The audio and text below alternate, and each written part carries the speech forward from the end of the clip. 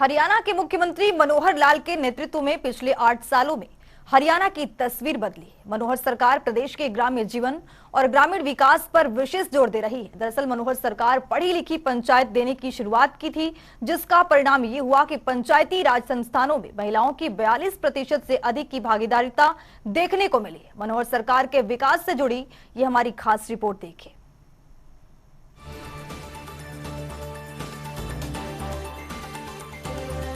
हरियाणा के मुख्यमंत्री मनोहर लाल की दूरगामी सोच के चलते ही आज प्रदेश का हर एक गांव विकास की नई गाथा लिख रहा है। सबसे पहले मुख्यमंत्री मनोहर लाल ने ग्रामीण जीवन व ग्रामीण विकास को बेहतर ढंग से करवाना सुनिश्चित करने के लिए पढ़ी लिखी पंचायतें देने की शुरुआत की थी, जिसका नतीजा ये हुआ कि पंचायती राज संस्थानों में महिलाओं की 42% से अधिक की अभूतपूर्व भागीदारिता देखने को मिली।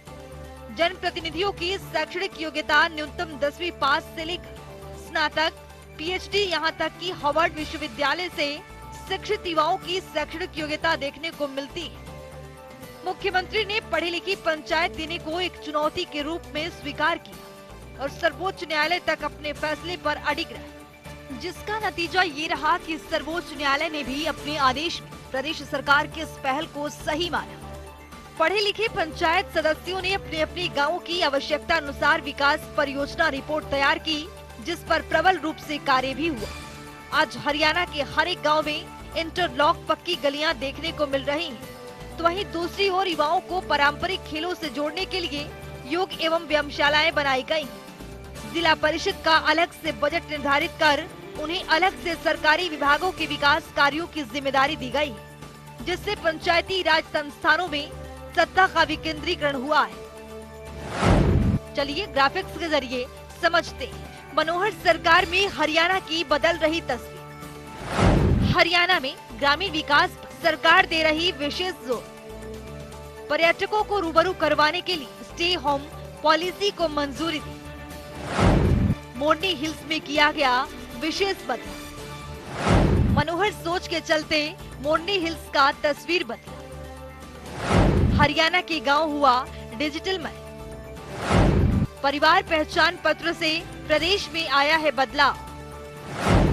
ई फसल क्षतिपूर्ति पोर्टल की भी शुरुआत हुई। मुख्यमंत्री की सोच के अनुरूप 40 से ज्यादा सरकारी विभागों की 500 से अधिक योजनाएं व सेवाएं ऑनलाइन हुई।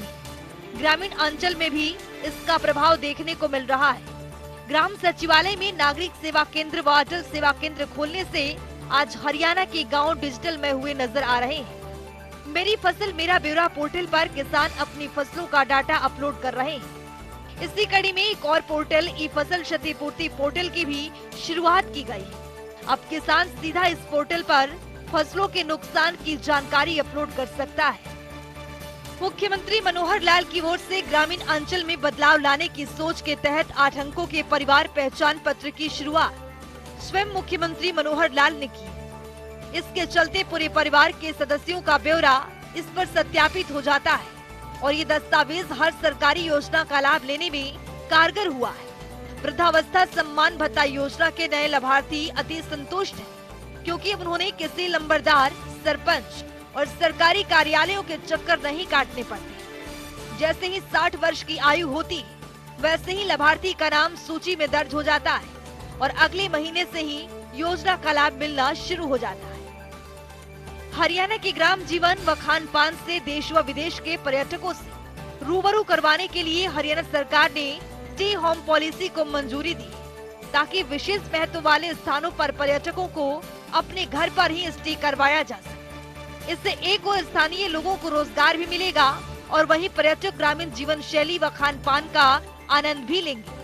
मोरनी हिल्स में एडवेंचर स्पोर्ट्स को बढ़ावा देने के साथ साथ स्टे होम पॉलिसी के तहत 30 से ज्यादा लाइसेंस जारी किए गए हैं और वहां पर पर्यटक रुक रहे हैं और मोरनी हिल्स के लोगों की आमदनी भी बढ़ी है और एक नया बदलाव महसूस भी किया जा रहा है। सिंधु घाटी सभ्यता का स्थल रहा हिसार जिले के राखीगढ़ी में भी स्टे होम पॉलिसी के तहत लाइसेंस देने की घोषणा पिछले दिनों मुख्यमंत्री मनोहर लाल ने की। ब्यूरो रिपोर्ट, जनता टीवी।